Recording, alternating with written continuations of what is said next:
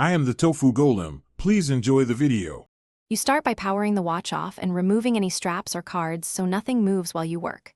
Once done, set up an ESD mat and organize a small tray for screws. This prevents lost parts and static damage.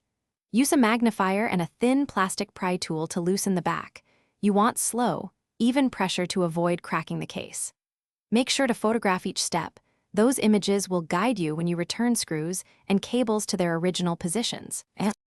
You now diagnose the internals. Visually inspect flex cables, connectors, and the board for corrosion or broken traces. Use a multimeter to test continuity and measure battery voltage. Expect around 3.7 V. Lower readings indicate replacement. If the display or digitizer is cracked, carefully disconnect its flex from the board, noting latch orientation. When replacing parts, seat connectors fully and latch them. Counterfeit parts fit poorly and cause faults. Once components are swapped, reassemble enough to test before sealing the case completely. You finish by powering the watch and validating core functions: Bluetooth pairing, touch response, sensors, and charging.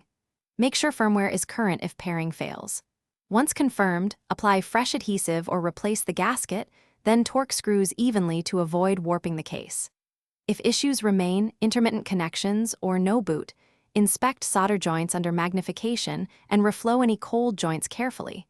Poor solder is a common failure.